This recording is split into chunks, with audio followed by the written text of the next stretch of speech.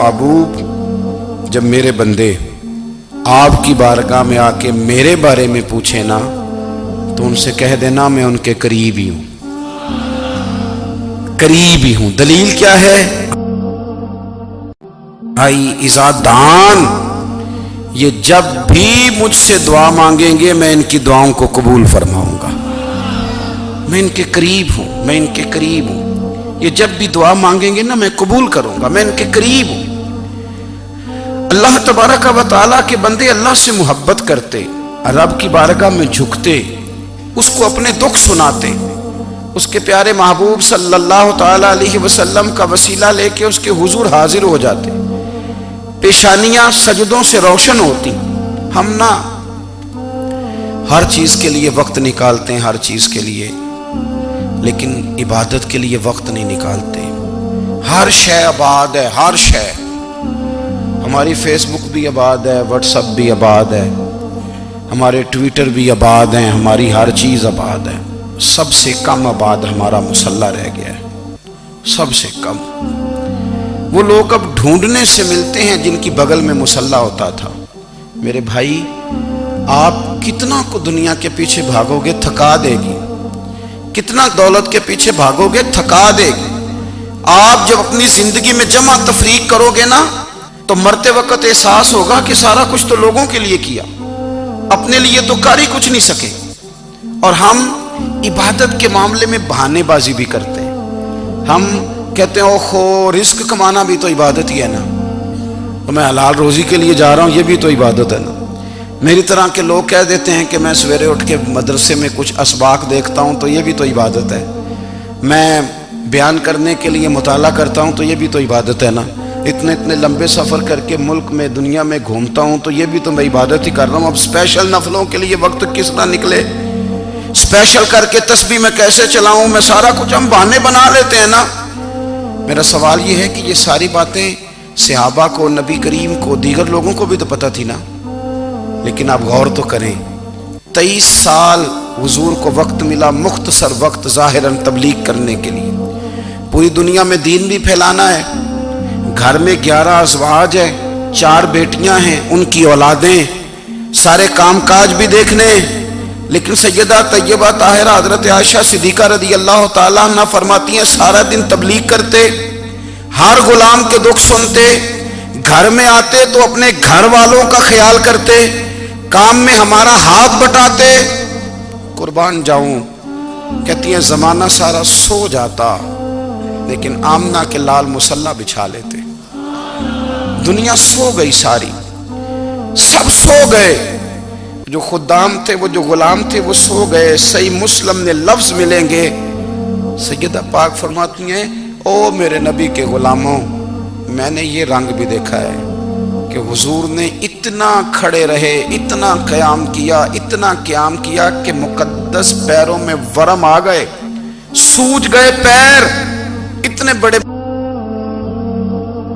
दिल पे हाथ रख के नहीं बता सकता कि मेरे कभी नमाज में पैर सूज गए, कोई नहीं बता सकता। बच्चों की रोटी कमाते थक गए, बात अलग है। हम सैर करने गए तो थक गए, बात अलग है। लेकिन इबादत में ये भी तो मुस्लिम शरीफ है ना, ये भी तो दीन है ना, ये भी तो हुजूर की सुन्नत है, ये भी तो वो चीज है जो करीम की आंखों की ठंडक है। सैयदा फरमाती है पैरों में वरम आ गए और सारी रात ही हुजूर ने नमाज पढ़ी और एक ही आयत बार बार दोहराई।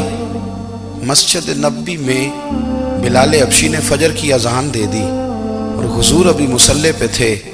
करीम फारिग हुए, मैंने अर्ज की या रसूल अल्लाह सल्लल्लाहु अलैहि वसल्लम, आपके तो सदके अल्लाह अगले पिछलों के गुनाह माफ करेगा, तो आप इतनी आहोजारी क्यों फरमाते हैं? आप तो शफी हैं, आप तो अंबिया के इमाम हैं। तो हुजूर ने फरमाया आयशा तुमने गिनवाया है ना मेरे अल्लाह की मुझ पर कितनी रहमत है। अफला अकूना अब्दन शुकूरा, फरमाया अगर उसने इतनी नेमतें दी हैं तो क्या मैं उसका शुक्रगुजार बंदा ना बनूं? मैं शुक्रगुजार बंदा ना बनूं उसका? फिर अगर इतनी नेमतें उसने दी हैं, मुझे इतना नवाजा है, तो फिर मैं उसके सामने सजदे ना करूं? ओ मेरे भाई, बड़े काबिल फख्र लोग हैं हम कि हम नबी पाक के गुलाम हैं। हम काबिल फख्र हैं कि नबी करीम के गुलाम हैं। کیا کبھی اس غلامی کے شکرانے میں بھی 2 نفل پڑھے کہ یا اللہ تیرا شکر ہے تو نے ہمیں حضور کا غلام بنایا ہے؟ یاد رکھیں کہ اپنی روحانی زندگی کو آباد کریں، استغفار پڑھیں، تسبیحات کریں۔ حضرت عبداللہ ابن عمر رضی اللہ تعالیٰ عنہ حضرت عمر کے صاحبزادے، مکہ مکرمہ میں ان کی قبر ہے۔ میں نے جب انہیں پڑھا تو مجھے ان سے بڑا پیار ہو گیا، لیکن آپ کو پتہ ہے وہاں جا کے کسی شخص کا مزار تلاش کرنا یا پوچھنا ایک مشکل کام ہوتا ہے۔ تو ایک دفعہ میں مکہ شریف میں حاضر تھا، تو ایک گاڑی والا ڈرائیور مجھے کہنے لگا کہ مولانا میں آپ کو جانتا ہوں، مجھے آپ سے محبت ہے، ایک بات بتاؤں آپ کو؟ میں نے کہا بتاؤ۔ کہنے لگے حضرت عبداللہ ابن عمر کی قبر دیکھنی ہے۔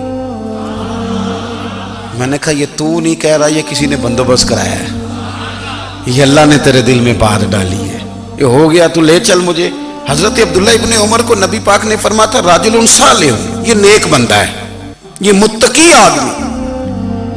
حضرت عبداللہ ابن عمر رضی اللہ تعالیٰ عنہ سیدنا فاروق اعظم رضی اللہ تعالیٰ عنہ کے صاحبزادے ہیں، اور ان کی ہمشیرہ سیدہ حفصہ رضی اللہ تعالیٰ عنہ حضور کی زوجہ محترمہ ہے۔ ایک دن اپنی ہمشیرہ سے کہنے لگے کہ نبی کریم صلی اللہ تعالیٰ علیہ وسلم گھر میں آئے نا، اور اگر حضور غم امت میں پریشان نہ ہوں، طبیعت کو حشاش بشاش دیکھو، تو ذرا پوچھنا تو صحیح حضور کا میرے بارے میں کیا خیال ہے، پوچھنا تو صحیح کہ کریم کی بارگاہ میں میرا کیا مقام ہے، میرے بارے میں حضور کیا فرماتے ہیں۔ اب بہن کو کام بتائے، اور بتائے بھی بھائی، اور پھر بہن وہ کام نہ کرے، یہ تاریخ میں ہوتا نہیں۔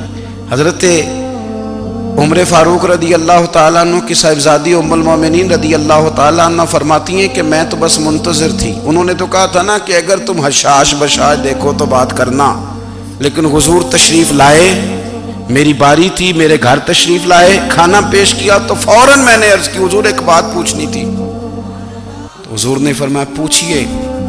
میں نے عرض کی حضور میرے بھائی عبداللہ ابن عمر کے بارے میں آپ کا کیا خیال ہے؟ نوجوانوں میری بات پہ غور کرنا، میرے بھائی کے بارے میں آپ کا کیا خیال ہے؟ تو نبی کریم صلی اللہ تعالیٰ علیہ وآلہ وسلم نے میری طرف دیکھا، اور پھر حضور زیر لب تھوڑا مسکرائے، اور بریلی کے امام کہتے ہیں کہ حضور مسکرا دیتے تھے نا تو جو بڑا دکھی ہوتا تھا وہ بھی ہنس پڑتا تھا۔ اب سوال پیدا ہوتا تھا کہ پھر تو اس مسکراہٹ کے لیے انتظار کرنا پڑتا ہوگا کئی مہینے کہ حضور مسکرائیں تو رونے والے ہنسیں، تو اعلیٰ حضرت فرماتے نہیں، انتظار نہیں کرنا پڑتا، یہ مسکراتے رہنا تو حضور کی عادت ہے۔ جس کی تسکین سے روتے ہوئے ہنس پڑے، اس تبسم کی عادت پہ لاکھوں سلام۔ یعنی یہ تو عادت ہے حضور کی مسکراتے رہنا، اس کے لیے انتظار نہیں کرنا پڑتا۔ بھائیو آپ خیال رکھیں گے، غور کریں گے، حضرت عبداللہ ابن عمر رضی اللہ تعالیٰ عنہ کے بارے میں پوچھا تو سیدہ فرماتی ہیں کہ نبی کریم صلی اللہ تعالیٰ علیہ وسلم نے زیر لب مسکرائے اور فرمایا حفصہ تیرا بھائی ہے تو اچھا، لیکن میں نے سنا ہے کہ عشاء کی نماز پڑھتا ہے تو فجر تک سویا ہی رہتا ہے۔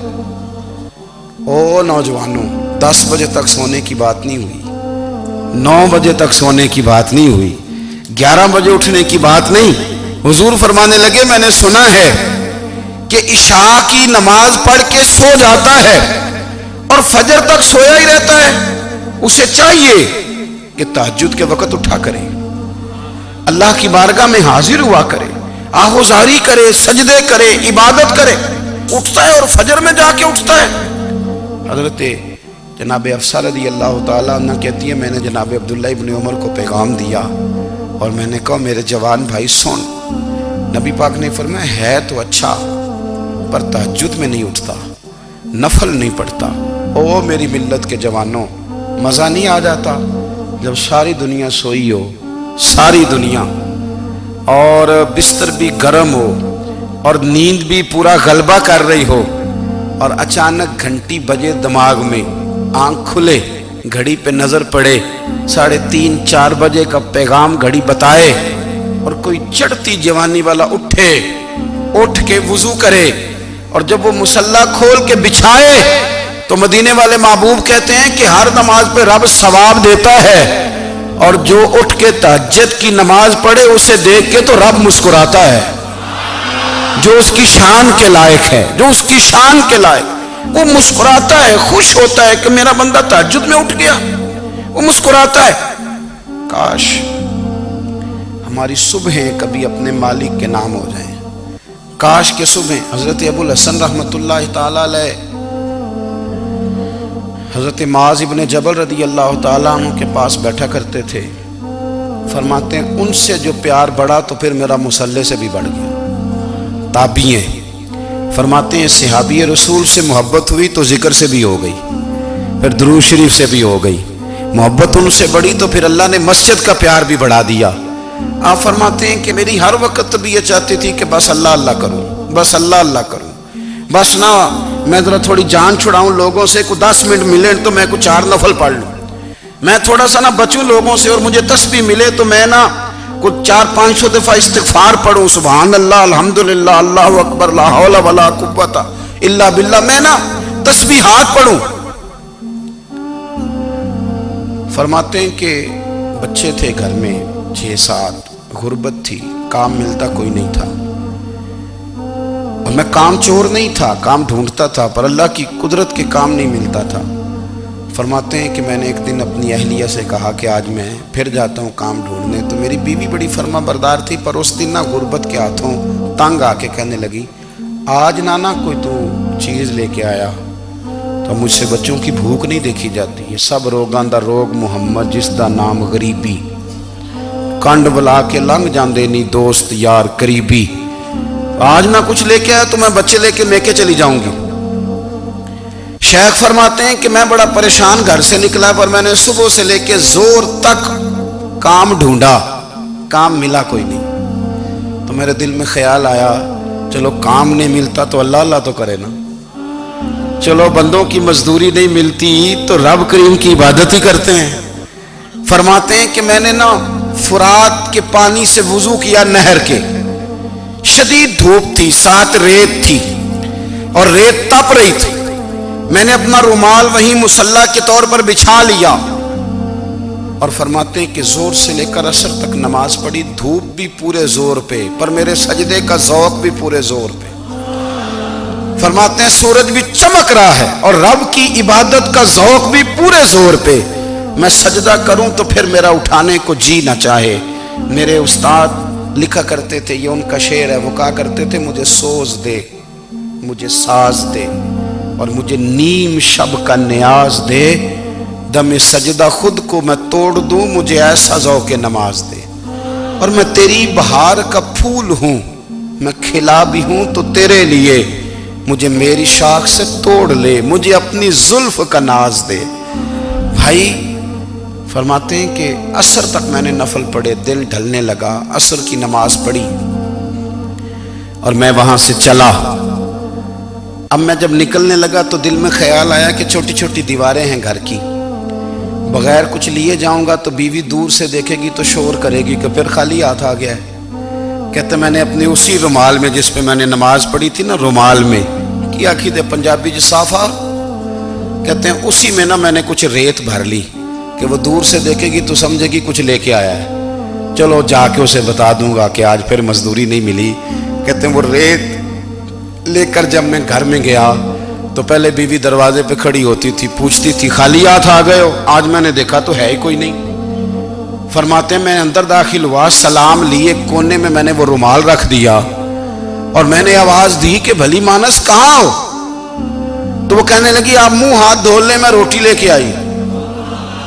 میں نے کہا روٹی کہاں سے آ گئی؟ یہاں تو کئی دنوں کے فاقے، تو کئی دنوں کی غربت ہے، یہاں تو اس گھر میں تو فقیری ہے۔ فرماتے ہیں کہ وہ روٹی لے کے آئی اور اس وقت کی جو موجودہ نعمتیں تھیں، سمجھ لیں سلاد، اچار، ہر چیز ساتھ لائی۔ میں نے کہا کہ بچے کہاں گئے؟ کہنے لگی وہ کھانا کھا کے کھیلنے گئے، آپ کھانا کھا لیں آ جاتے۔ کھانا اس نے چن دیا۔ میں نے حیرت انگیز لہجے میں ساری نعمتیں اپنے دسترخوان پہ دیکھ کر کے بیوی سے پوچھا یہ کہاں سے آیا کھانا؟ بچوں کو تو نے کہاں سے کھانا کھلایا؟ یہ سارا کچھ کیسا ہے؟ کہنے لگی پتہ نہیں آج آپ کس کریم کی مزدوری کرنے چلے گئے تھے، پتہ نہیں کس کریم کی، میرے گھر میں تو اتنی نعمتیں آئی ہیں کہ مجھ سے سنبھالی نہیں جا رہی، اتنا اناج ہے، اتنا گندم ہے، کس کریم کے دروازے آج چلے گئے تھے۔ یہ کہتے کہتے وہ اٹھی اور اٹھ کر کے کہنے لگی پہلے بڑا کچھ آیا تھا، اب کیا لے آئے ہو؟ اور جا کر کے نا اس نے وہ ریت والا رومال کھولا، کہنے لگے میں تو لے کے آیا تھا ریت، تو میرے رب نے اسے بھی سونے اور ہیرے بنا دیا تھا۔ جب آپ کی توجہ اللہ کی جانب، میرے نبی پاک صلی اللہ تعالی علیہ وسلم نے فرمایا ہر چیز اپنے رب سے مانگ، ہر چیز مانگ، ہر چیز مانگ۔ یا رسول اللہ کیا کچھ؟ میرے محبوب نے فرمایا تیرے گھر میں نمک بھی ختم ہو جائے تو وہ بھی اپنے رب سے مانگا کر، تو مانگنا وہ تجھے دے گا، تو اس کی بارگاہ میں کشکول طلب دراز تو کرنا۔ اور ترمذی شریف میں عجیب لفظ ہے، رسول کائنات نے فرمایا، رب کریم فرماتا ہے جب میرا بندہ ہاتھ اٹھاتا ہے نا تو مجھے حیا آتی ہے کہ میں خالی کیسے لوٹا دوں اس کے، اتنے بڑے بادشاہ کی بارگاہ میں۔ او بھائی، لوگوں سے عزتیں تلاش کرتے ہو تو وہ کیا تمہیں عزت دیں گے؟ وہ تو کل اچھا کہتے ہیں پرسوں برا کہنے لگ جاتے ہیں۔ لوگوں کے سامنے گڈ بک میں آنا چاہو گے تو وہ تو سویرے تمہارے بارے میں کچھ کہیں گے، شام کچھ اور کہیں گے۔ اپنی روحانی زندگی آباد کریں، اپنے مصلے کو وقت دیں، اور دنیا سے چھپ کر اس موبائل کو بند کر کے اور اپنے آپ سے بھی چھپ کے اور تنہا ہو کے چھپا کے سارا کچھ اپنے آنسو اپنے رب کی بارگاہ میں پیش کریں، اس کے حضور حاضری دیں۔ سنو نا ترمذی کی حدیث، اور اسے یاد رکھنا، نبی پاک علیہ السلام نے فرمایا اپنے دکھ لوگوں کے سامنے نہ بیان کرنا، سیٹھوں نوابوں کو نہ بتاتے پھرنا، دنیا داروں کے سامنے جا کے نہ رونا کہ میں تکلیف میں ہوں۔ فرمایا اگر دنیا داروں کو دکھ بتاؤ گے رب تمہیں کبھی غنی نہیں کرے گا، اور لوگ ہیں کہ الٹا مذاق اڑائیں گے۔ آپ کی جس سے بڑی پکی یاری ہے نا، پکی، وہ تب تک پکی ہے جب تک آپ نے 50,000 مانگا نہیں، اور جس وقت آپ نے کہہ دیا کہ میں مجبور ہوں میری مدد کر تو پھر ختم ہو گئی دوستی۔ لوگوں کے تعلقات آپ کے ساتھ تب تک ہیں جب تک آپ ان سے کوئی ضرورت وابستہ نہیں کرتے۔ کریم محبوب فرمانے لگے بندوں کے سامنے دکھ نہ بیان کرنا، اللہ تجھے کبھی غنی نہیں کرے گا۔ تو اپنے دکھ اپنے رب کو بتا، تو دعائیں مانگ، تو اس کی بارگاہ میں حاضر ہو، تو اس کے حضور عرض کر۔ فرمایا اپنے دکھ اپنے رب کو بتا، وہ جلدی کرے یا دیر سے کرے تجھے ساری دنیا سے بے نیاز کر دے گا، تجھے کسی کا محتاج نہیں رہنے دے گا۔ اپنے مصلے کو، اپنی دعاؤں، ایک بزرگ فرماتے ہیں میں نے دعا مانگنے کا طریقہ اپنی بیوی سے سیکھا، دعا مانگنے کا طریقہ اپنی، سیکھنے والے تو اپنے بچوں سے بھی سیکھ لیتے ہیں، سیکھنے والے تو ہر ایک سے سیکھتے ہیں۔ وہ کہتے ہیں میں نے دعا مانگنے کا سلیقہ اپنی بیوی سے سیکھا ہے۔ حضرت وہ کس طرح؟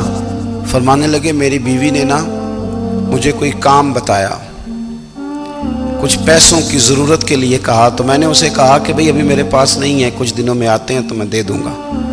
عورتوں کی عادت ہوتی ہے وہ بار بار یاد کراتی ہیں، 2-4 دنوں کے بعد پھر اس نے کہا حضرت وہ میں نے کہا تھا کچھ پیسے، میں نے اسے کہا کہ ابھی میرے پاس نہیں ہے، کچھ دنوں میں ملتے ہیں تو میں تمہیں دے دوں گا۔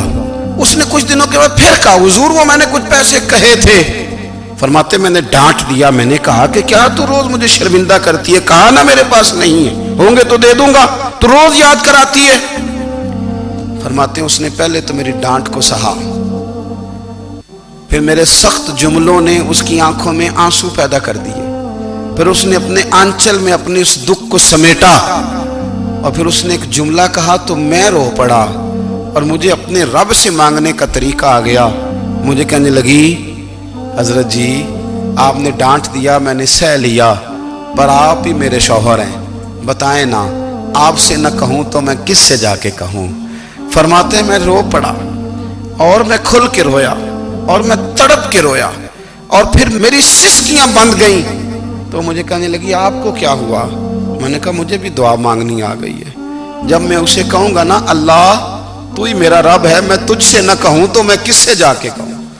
میں کیوں کسی بندے سے سوال کروں؟ میں کیوں کسی دنیا دار سے کہوں؟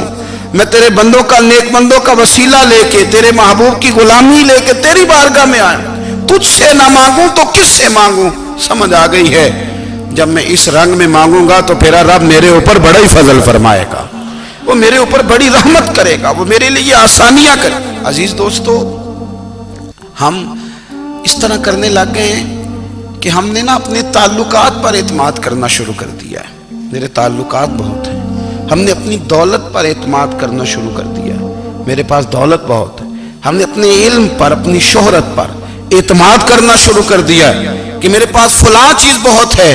یاد رکھنا، جب بے نیاز اپنی صفت بے نیازی دکھاتا ہے تو بڑی بڑی دولتوں والے مجبور نظر آتے ہیں۔ بھائیو، جب انسان کا رشتہ اپنے مالک کے ساتھ ہوتا ہے پھر تو غم بھی کچھ نہیں کہتے، پریشانیاں بھی کچھ نہیں کہتی، پھر تو زندگی صبر والی، پھر تو زندگی توکل والی، پھر تو زندگی بھروسے والی، پھر انسان اپنے آپ کو رسوا نہیں کرتا۔ دنیا داروں سے امیدیں اس کی ختم ہو جاتی، امیدیں اللہ رسول سے لگا لیتا ہے، مضبوط ہو جاتا ہے، مضبوط، طاقتور ہو جاتا ہے، خوددار ہو جاتا ہے، باوقار، باعزت ہو جاتا ہے۔ حضرت بہلول دانا رحمت اللہ علیہ بیٹھے تھے تو ہارون رشید حج کر کے آ رہا تھا، تو رستے میں حضرت شیخ سے ملاقات ہو گئی تو السلام علیکم کے بعد کہنے لگا، حضور کوئی حکم ہو تو بتائیے گا۔ تو حضرت بہلول دانا فرمانے لگے، تیرا رب کون ہے؟ اس نے کہا اللہ۔ تو فرمایا میرا کون ہے؟ کہا اللہ۔ فرمانے لگے تو بڑا ہی بیوقوف ہے، کیا تو یہ سمجھتا ہے کہ رب ہارون رشید کو تو دے گا اور بہلول دانا کو بھول جائے گا؟ تیرا بھی وہی رب ہے، میرا بھی وہی رب ہے۔ اس نے اگر تجھے دے کے آزمایا ہے تو ہو سکتا ہے مجھے نہ دے کے آزما رہا ہو۔ جب اس کی حکمت کے تقاضے ہوں گے تو عطا کرے گا اور دے گا، تو جا اپنا کام کر۔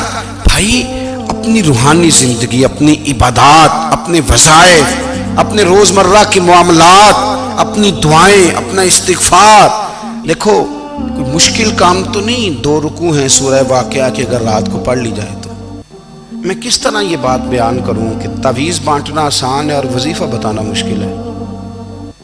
سارا دن تعویذ بانٹیں تو لوگ لینے کو تیار ہیں، اور اگر آپ وظیفہ بتائیں تو کہتے ہیں تو مشکل کام ہے۔ او خدا کے بندے، اگر آپ کا تعلق قرآن پاک کے ساتھ مضبوط ہو، قرآن پاک کے ساتھ اگر آپ کا رشتہ ہو، لوگ سفارشیں ڈھونڈتے ہیں نا دنیا میں، کوئی تعلق مل جائے تو میرا کام ہو جائے۔ دنیا میں اتنا مشکل معاملہ ہے، آخرت میں مجھے بتائیے گا کتنا مشکل معاملہ ہوگا۔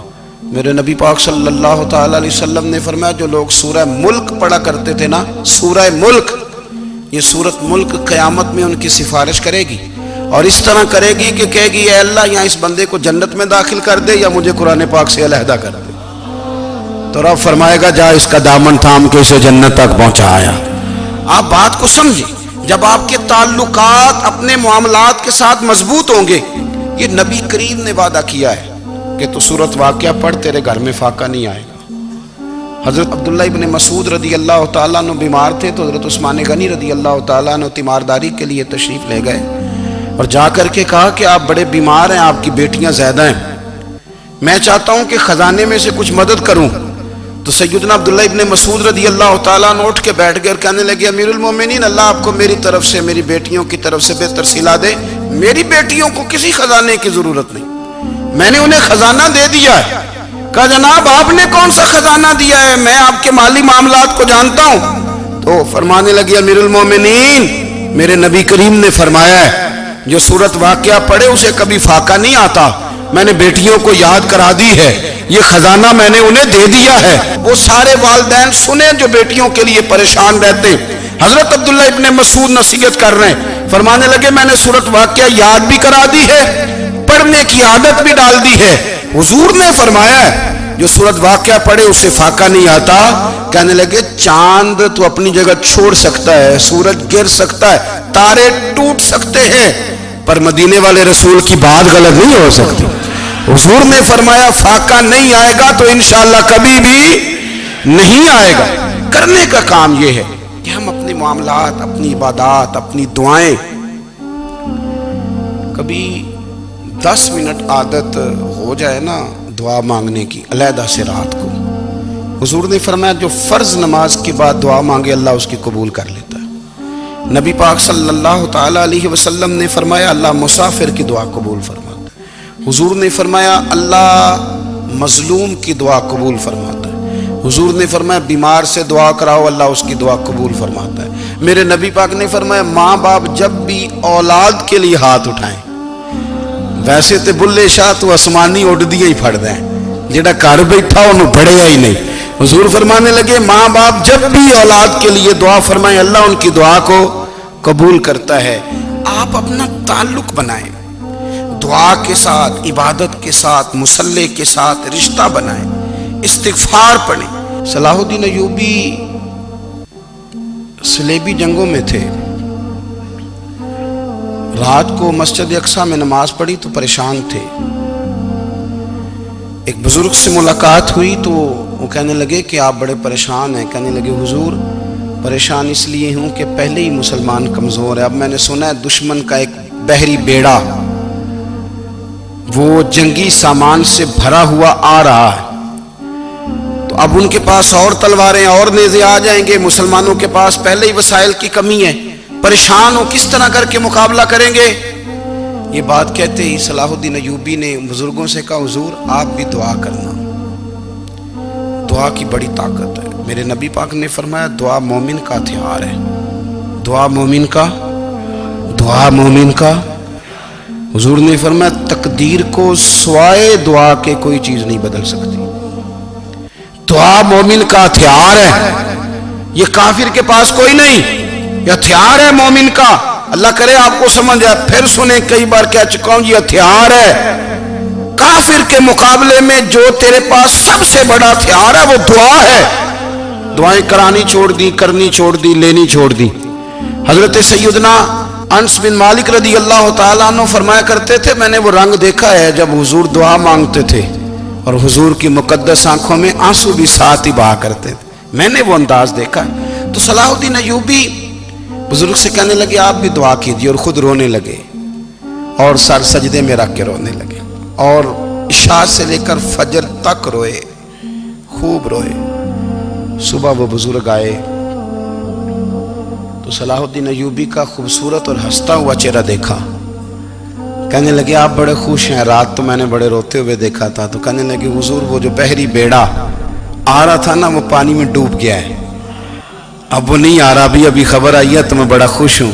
بزرگ کہنے لگے اٹھ سینے سے لگ، اور سن ایک بات، وہ بحری بیڑا پانی میں نہیں ڈوبا، وہ تیرے آنسوؤں میں ڈوب گیا ہے۔ وہ جو تو رات رویا ہے نا رب کریم کی بارگاہ میں تو وہ ڈوب گیا ہے۔ بھائی اپنا مصلی کا، عبادت کا، وظائف کا، اللہ کا سلسلہ اس کو مضبوط کرے، اپنی دعاؤں کے تعلق کو مضبوط کرے۔ دعائیں بڑے انقلاب برپا کر دیتی ہیں۔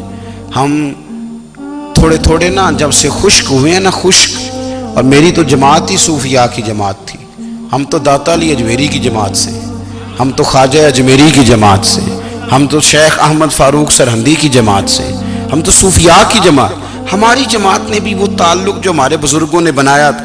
بزرگ اللہ کے قریب کیسے جاتا ہے؟ تو ہمارے یہاں نا بہت سارے لوگ کہتے ہیں جی نظر ہو گئی تو کام ہو گیا۔ بھائی جو بخاری مسلم میں طریقہ ہے نا اللہ کا قرب پانے کا وہ تو نفل ہے۔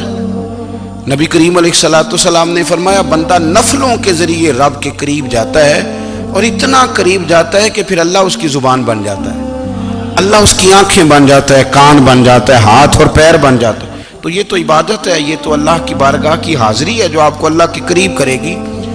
تو اپنے نماز کو اہمیت دے کے ادا کریں، نمازیں موبائل بند کر کے ادا کریں۔ لیکن نا کچھ لوگ کہتے ہیں مجھے ٹائم نہیں ملتا نماز کا، تو میں کہتا ہوں یہ آپ نے بڑی جرت کی بات کی ہے۔